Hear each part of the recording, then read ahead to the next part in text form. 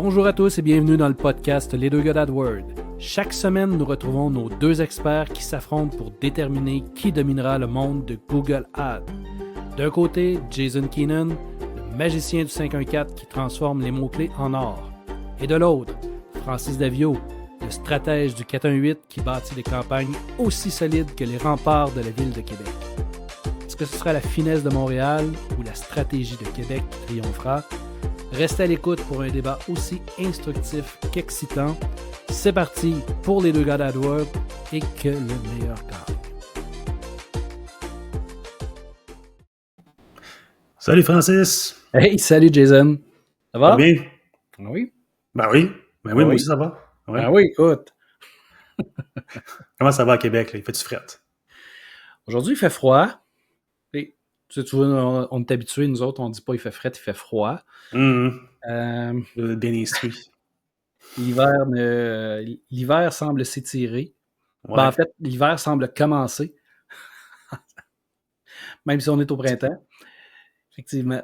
Et toi? Bon, ben, est-ce que vous avez reçu les couvertures qu'on vous a envoyées? L'aide humanitaire pour la survie des gens de Québec envoyée par Montréal, oui. Ouais. Bon, Oui. parfait. Est-ce que tu l'as-tu utilisé, la couverture? Ben, j'ai fait un tapis avec m'essuyer les pieds en rentrant. Bon. Les cadeaux de noté. Montréal, nous autres. Le cadeau a été refusé. C'est noté. Il n'aura plus de beaux cadeaux. Hey, aujourd'hui, on parle d'un sujet d'actualité. Tout récemment, les gens ont commencé à recevoir des courriels de la part de Google, justement sur le sujet du mode de consentement. Mm-hmm. Je pense que pour plusieurs personnes, ça a été un peu mélangeant. On ne savait pas qu'est-ce que ça voulait dire trop. On ne savait pas c'était quoi que ça... comment il fallait... Qu'est-ce qu'il fallait faire pour changer? C'est quoi les modifications qu'il fallait apporter à notre site web, par exemple, ou peut-être à nos campagnes? Donc, il y avait les gros points d'interrogation. Et je sais que maintenant tu as fait quand même assez de recherche là-dessus, mais sans prétention, on va en discuter un petit peu aujourd'hui. Je pense que c'est safe de dire que tu en connais probablement plus que moi. Je vais te poser plus de questions que je vais en répondre. Oui. On est là pour aider les gens qui nous écoutent à bien se préparer pour ce mode-là qui prend effet bientôt. C'est déjà fait. C'est déjà effectif. Ça concerne davantage l'Europe, encore une fois. Mm-hmm. Mais quand même, on commence à ressentir des impacts ici au Canada aussi, puis au Québec. Fait que ça va. Si c'est pas encore obligatoire au Canada, ça va le venir. Ça va le devenir assurément. Comme l'habitude. Là. Ouais, la vie privée, les données et tout ça, c'est vraiment un sujet qui commence à prendre le devant un peu partout dans le monde, au Québec aussi. Peux-tu nous expliquer un peu c'est quoi le mode de consentement exactement? Ben oui, en fait, comme tu disais tantôt, c'est sans prétention. Là, je suis loin d'être un expert de l'analytique. C'est un peu en dehors de ce qu'on fait habituellement. Mais grosso modo, vous l'avez vu partout, là, les espèces de bannières de cookies, les cookie banners, qui nous demandent est-ce que vous acceptez qu'on utilise les cookies? Est-ce que vous acceptez de partager vos informations avec le site Internet, en fait, là? Mm-hmm. Fait que le mode consentement, au départ, c'était ça. C'était oui ou non, j'accepte ou je n'accepte pas les cookies. À partir du moment où est-ce que tu refuses les cookies, ben Analytics arrête d'enregistrer la session. En gros, c'était ça. Puis même, si je me trompe pas, c'est même pas est-ce que j'ai refusé, c'est au départ, est-ce que j'ai accepté. Si j'ai pas accepté, par défaut, c'est comme une visite anonyme. Là. Ouais. Il y a absolument rien. Puis ça représente un défi pour nous, les annonceurs, en gros, parce qu'on n'a plus de vision sur ce qui se passe sur le site Internet. Maintenant, ça date de septembre dernier, le mode consentement, puis même en Europe, je pense que c'est même avant ça. Mais pour nous, depuis le mois de septembre dernier, il fallait ajouter ces espèces de bannières-là, de cookies. La nouveauté qui est arrivée maintenant au mois de mars, cette année en 2024, c'est qu'il y a une nouvelle version qui s'appelle le mode consentement V2. Parce que là, il y a de la modélisation qui peut se faire au travers de ça. On peut accepter ou refuser différentes catégories de cookies sur le site web. Puis, Oui. donc, il va y avoir des cookies fonctionnels, il va y avoir des cookies d'analyse. Marketing, ouais. Fait que bref, ça, c'est cette grande nouveauté-là qui est apparue. Puis on dirait que ça a comme déclenché un vent de panique chez tout le monde. C'est quoi ça, cette affaire-là? Quand ben, la loi a passé l'année passée en 2023 au Québec sur les bannières, que personne n'a appliqué parce qu'ils se disaient ben, ça ne me concerne pas, mais oui, ça concerne tout le monde. Fait que c'est un peu le vent de panique qui s'est créé au travers de ça. Fait que le mode consentement, c'est est-ce que j'accepte de partager mes données, oui ou non, avec le site Internet, avec Analytics. Grosso modo, là, c'est. En résumé, ça ressemble à ça. En tant qu'annonceur, on veut que nos campagnes puissent faire un minimum de suivi, justement, pour pouvoir les recibler un peu plus tard. Donc, si quelqu'un clique sur une annonce Google Ads, se retrouve sur son site web et refuse tout, est-ce qu'on va pouvoir les recibler, ces personnes-là? Normalement, non. Parce que les audiences vont se vider tranquillement. Puis, le vent de panique qui a été créé, puis c'est pour ça que je dis que c'est un peu ambigu entre l'Union européenne puis le Canada.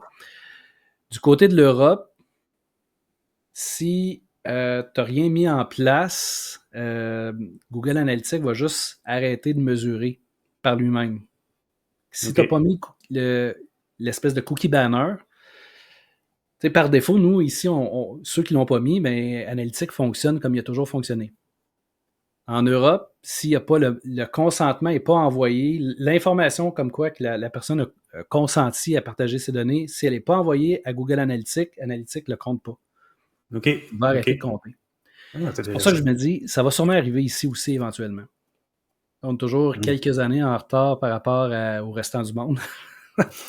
En effet. en bon pays du tiers-monde. Mais c'est ça. Éventuellement, je suis pas mal convaincu que ça va arriver. Et là, Analytics a envoyé des messages à tout le monde. Tout le monde qui a un compte Google Analytics a reçu un peu cette information-là. Puis là, ça a créé un peu le vent de panique. Mais c'est à tenir en compte. Oui, absolument. Ouais. Puis, c'est quoi est-ce qu'il y a un lien avec la loi 25 qui est passée au Québec? Est-ce que c'est relié ou c'est complètement deux choses séparées? Ben, je sais que vous, à Montréal, vous pensez que vous êtes capable d'avoir une influence mondiale sur Google, mais c'est pas exactement ça. Dans la loi 25, c'est une loi canadienne qui force pas Analytique, mais c'est pas une loi canadienne, une loi québécoise même, plus. Puis c'est plus sur la protection des données, en fait. Qui est responsable des données? Qu'est-ce qu'on fait avec les données? Ça prend une personne dédiée à... ça prend une personne dédiée à la gestion des données des clients. Fait que c'est vraiment plus sur la protection de la donnée. OK. Le mode consentement, c'est est-ce que je consens, moi, comme individu, à partager mes informations ou pas? Et dans le fond, c'est un peu deux choses. Ouais, c'est ça. Donc, si je m'abuse, disons, quelqu'un rentre sur le site Internet et accepte de transmettre les données. Ensuite, la personne ou l'entreprise qui reçoit ces données-là sont responsables, sous la loi 25, de les protéger. Et là, s'il y aurait, par exemple, un problème avec les données, ils seraient partagés volontairement ou involontairement. C'est à ce moment-là que cette loi-là vient en jeu. On c'est en plein ça. Puis il faut garder un registre. Est-ce qu'il y a eu des incidents de fuite de données? Puis j'ai l'impression que tout ça, je parle de fuite de données, ça nous fait penser à Desjardins. Là. Fait que je pense que tout ça découle de cet événement-là qui est arrivé ici au Québec, là, où est-ce qu'il y a des données qui ont été vendues de Desjardins, qui est une banque ici. Ouais. Fait, pour ceux qui nous écoutent d'ailleurs. Fait que je pense que la loi 25 découle de ça. C'est pas une mauvaise loi en tant que telle. Je pense qu'il était temps qu'on se conforme aussi. Mais ça concerne davantage de ce côté-là. Tu sais, le cookie en tant que tel ne partage pas d'informations sensibles. Par contre, sur le site web, si j'ai fait une transaction, si j'ai complété un formulaire, ben j'ai envoyé de l'information personnelle. Là, à ce moment-là, il faut la protéger, cette information-là. Je pense que ça, c'est pas une mauvaise chose. Ça complexifie les choses pour la plupart des gens parce que ça implique des frais. Mhm. Pour une PME, c'est comme des frais qui sont surtout en contexte de récession puis de quasiment de crise économique. Ben écoute, tu dis, il faut que je rajoute, faut que j'investisse un 10 000 pour avoir une infrastructure qui est solide, c'est tannant un peu. Là, Ouais. je dis 10 000, c'est un chiffre en l'air, je ne sais pas exactement combien ça peut coûter, mais ça implique un consultant en TI, qui n'est pas moi, Ouais. qui n'est pas toi non plus, mais certainement pas. Ouais, c'est sûr que ça complique les choses, Oui. effectivement. C'est un beau défi. C'est des choses qui, mais ça va de pair. Tu sais, je pense que la Ouais. protection des données, le consentement, c'est des choses qui tournent ensemble. Mhm. Oui. Puis, bon, si on revient, on laisse de côté la loi 25, puis on revient au mode de consentement. Moi, je suis une petite entreprise. Comment on fait pour l'implanter? Comment on fait pour s'assurer qu'on est conforme à ça? Bon, ça, c'est une bonne question.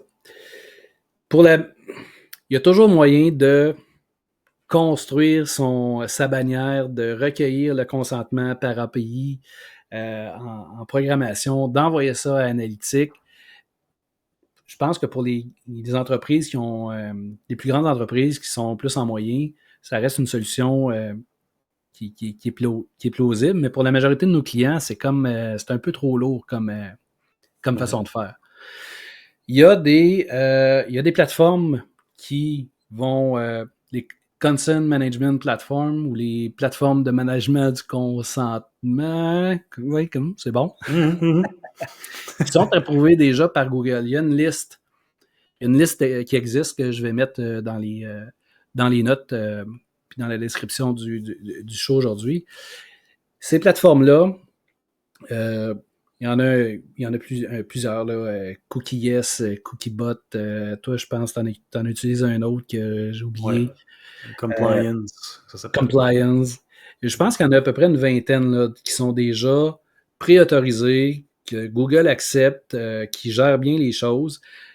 Il y a des versions gratuites, il y a des versions payantes. Version gratuite jusqu'à une certaine limite de pages vues par mois. Mhm. Ça peut faire la job pour la plupart des PME. Quand on est plus grand, ben là, il y a des frais associés à ça. Donc, ça peut aller du 400 à aller jusqu'aux 1000 $ par année pour utiliser cette plateforme-là, qui, elle, va gérer, va envoyer l'information, qui va garder un registre aussi de tous les gens qui ont consenti ou non à envoyer l'information. Pour l'implantation de ces plateformes-là, maintenant, avec Google Tag Manager, super simple, si c'est installé sur votre site, on va fouiller dans la galerie des modèles, on va chercher CMP, on va avoir la liste de toutes ces plateformes-là qui vont être là. On installe le modèle, puis ensuite, on fait juste le paramétrer. On va aller ouvrir, évidemment, notre compte sur la plateforme. Si, par exemple, je prends CookieYes, qui en est une qui offre une version payante, je vais ouvrir mon compte CookieYes. Je prends l'espèce de numéro qui ressemble à Une clé, là. une clé. Ouais, c'est ça, une espèce de grand chiffre. Ça va être ma portion à ajouter dans le Tag Manager. On envoie ça live, puis ça fonctionne déjà. Maintenant, c'est relativement simple de l'installer. Puis, une fois que c'est fait, je vais juste te partager, je vais partager mon écran. Ça, juste pour l'avoir un petit peu plus gros. Puis, on va enlever ça ici. Donc, je suis sur ton site présentement. Oui. Puis, on voit ici que ta plateforme là, a été déclenchée. Donc, j'ai le droit d'accepter, de refuser ou de voir les préférences des cookies que je veux avoir. J'ai trouvé une petite extension ici qui a été faite par InfoTrust qui me dit quels cookies sont déjà acceptés. Donc, on voit que par défaut, tout ce qui est fonctionnel, c'est déjà accepté par défaut. Puis, tout ce qui est par rapport à la sécurité aussi va avoir déjà été accepté. Ça, c'est par défaut. Si je clique sur accepter ici, donc là, je vois que l'analytique, tout ce qui est rapport aux annonces, personnalisation des annonces, tout ça a été accepté, puis l'information a été envoyée à Google Analytics. Fait que, aussi simple que ça, j'ai ma confirmation. Dans ton site, je ne sais pas si je peux aller le modifier en quelque part. Oui, en bas à droite, tu as un genre de petit... ouais, ça ici. Là, si je viens changer mes préférences, puis je dis tout ce qui est statistique puis marketing, je veux pas te le partager, ben normalement, save. Tu vois que les 4 premiers ici ont été désactivés. Fait qu'il fait le suivi, lui. Cet outil-là est super intéressant pour en fait, pour nous, pour voir si nos clients l'ont bien implanté. Parce que si on se rappelle, là, je te ramène encore avec la loi 25. Si on revient à l'année dernière, il y a eu une panique d'installation de cookies avec la loi qui a passé. Quoique plusieurs personnes se sont dit ça ne me concerne pas. Mm-hmm. Mais les gens ont installé des espèces de bannières cookies qui n'envoient aucune information. Fait juste dire on utilise ou on n'utilise pas des cookies. Tu as juste le veux-tu ou pas, mais finalement, ça n'envoie aucune information. Et j'ai passé au travers de la liste de tous nos clients, puis je te dirais que 80% des cookies banners qui ont été installés ne sont pas conformes. L'outil me permet de le voir. Pour l'instant, ça fonctionne encore. C'est assez récent. Là. On parle de peut-être une quinzaine de jours au moment où est-ce qu'on enregistre. Les audiences ne se sont pas encore vidées, mais probablement qu'avec le temps, les audiences qu'on avait créées pour faire notre remarketing va finir par disparaître. Ça va être à faire éventuellement.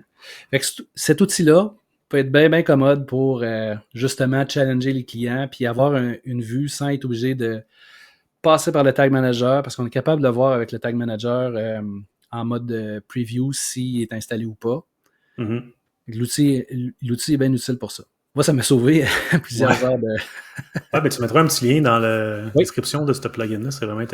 Pas plugin, une extension de Chrome, je pense. Oui. Mais non, en effet, c'est... moi, j'ai trouvé ça facile à implanter. Moi, j'ai pris Compliance. J'ai pris la version payante parce que je pense qu'il y avait vraiment des limitations au niveau des documents et tout ça. Mais pour les gens qui veulent l'utiliser, moi, premièrement, c'est un site WordPress que j'ai. Donc, j'ai juste downloadé le plugin WordPress. Je l'ai installé. J'ai même pas eu à aller dans Tag Manager parce que dans le questionnaire qu'il te pose au départ pour faire le setup de l'outil, il te demande de rajouter le code GTM. Donc, le plugin en tant que tel va vraiment gérer... il gère tout ça lui-même. Ça gère ça lui-même. Puis, je trouve le questionnaire facile à remplir. Il y a beaucoup de questions pertinentes. Puis ça vient même générer tous les documents style légaux un peu là, que tu vois partout, les termes et conditions, la politique de cookies. Ça vient tout le faire automatiquement pour toi. Je pense que c'est pour ça que j'avais la version payante pour que ça puisse faire ces documents-là. Puis évidemment, avec le temps, si tu ajoutes des trucs sur ton site web, comme par exemple Calendly ou tu utilises Hotjar ou des choses comme ça, mais tu peux aller refaire le questionnaire, rajouter que tu utilises ces genres d'outils-là, puis ça va mettre à jour tous les documents automatiquement. Fait que c'est... Parce que moi, je le recommande. Je n'ai pas essayé Cookies, mais j'imagine qu'ils sont tous un peu pareils. Là. Ça finit par...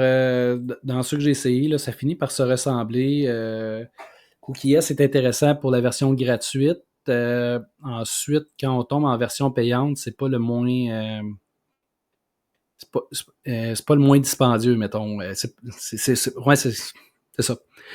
Je pense pas que c'est lui qui a le meilleur rapport qualité-prix, mais pour la version gratuite, c'est intéressant.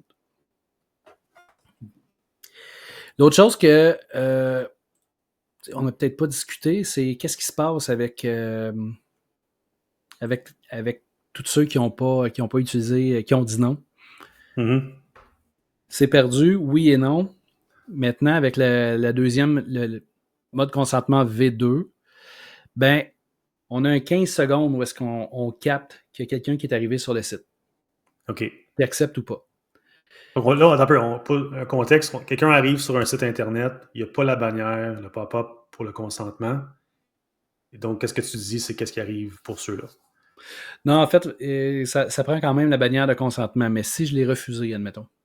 OK. Moi, je me demandais plus qu'est-ce qui se passait s'il n'y avait rien de ça. OK, ben s'il n'y a rien, comme j'ai dit, l'information se perd du côté de l'Europe. Au Mhm. Canada, pour l'instant, les sites qui ne l'ont pas implanté, ça mesure encore, donc c'est pas tant un enjeu. Ouais. Mais l'idée, c'est si je refuse, là, on tombe en mode prédictif avec GA4. Donc, OK. il y a quelqu'un qui est arrivé sur le site, il a refusé. GA4 va essayer de deviner qu'est-ce que la personne aurait fait. OK. OK. Là, ça devient un mélange entre de la vraie donnée et de la donnée prédictive. Ça prend un volume. Je pense que c'est 1000 événements par jour. Ça prend quand même beaucoup de volume pour tomber là-dedans. Mais GA4 va tomber en mode prédictif. Il va dire, ah, cette personne-là, parce qu'elle a fait telle chose avant, ben, elle devrait avoir acheté. Euh, On va avoir des données un peu faussées. Ça wow. prend beaucoup de volume pour dire ça fonctionne, ça fonctionne pas. Ça va faire un peu comme les audiences lookalike, là. Ben oui, ben oui. Puis y a-t-il moyen de filtrer ces données-là dans Analytics? Oui, il y a une fonction, on peut l'activer ou le désactiver. OK. Dans l'admin, là, si je ne me trompe pas, c'est dans le flux de données ou c'est dans ce coin-là. Là. Par cœur, je ne l'ai pas, mais on est capable d'aller le voir, activer ou désactiver. Je veux avoir un mix des deux ou je veux avoir seulement les vraies données, quitte à en perdre. Mais chose certaine, il y a beaucoup de... C'est encore nébuleux parce qu'on ne l'a pas tant testé. On n'a pas eu beaucoup l'occasion de tester, de le voir en live. C'est pas tous nos clients qui ont une quantité d'informations suffisante pour qu'on puisse vraiment voir, naviguer là-dedans. Mais le suivi des conversions devient de plus en plus un défi pour nous. Ben oui. Ben oui. Ouais. Peut-être qu'on va avoir la même conversation dans 6 mois, puis on va se dire, mon Dieu, c'était donc bien simple, c'était facile. Là, en ce moment, on est un peu en mode essai-erreur. Puis je pense que l'important, c'est juste d'être au courant que cette fonctionnalité-là est arrivée, existe, puis il faut juste en prendre connaissance, la tester. Puis je pense qu'avec le temps, on va voir qu'est-ce que ça donne réellement. Mhm. Ouais, il y a encore beaucoup de rattrapage à faire. Je pense qu'il n'y a pas grand monde qui l'ont fait. Il y en a qui se considèrent peut-être trop petits pour que ça ait un impact sur eux. C'est possible. Mais surtout avec les Google Ads, quand on essaie de faire des suivis sur ces personnes-là, cette audience-là, voir s'ils ont acheté réellement, combien ils ont dépensé, là, ça va devenir un petit peu plus compliqué. En tout cas, pour l'instant, il n'y a pas trop d'impact, mais ça s'en vient, là. Il faut que le monde se déniaise. Comme on dit. Oui, effectivement. Effectivement. Bref. Cette année, 2024, je pense que ça va être une année de défi au niveau de la publicité Google. Ouais. Une année de Faut pas oublier non nouveauté. plus que c'est le plus grand gang-pain de Google. Hein. Fait que, c'est sûr qu'ils vont essayer de contourner peut-être un peu ou faire les choses à leur façon. Ou, en tout cas, on peut juste espérer. On se croise les doigts. Mm. On se croise les doigts. Ben, c'est vraiment, vraiment intéressant. Merci d'avoir partagé toutes tes connaissances. T'en connais quand même pas pire sur le sujet. J'étais bien satisfait. Pour une fois que tu es satisfait d'un gars de Ah Québec. oui. Très satisfait. Super. Bon, ben, en tout cas, ben, on remercie tout le monde qui nous a écoutés aujourd'hui. Un autre sujet sur Google Ads la semaine prochaine. D'ici là, ben, merci encore, Francis. Ça fait plaisir. Bye bye. Bonne semaine. Bye.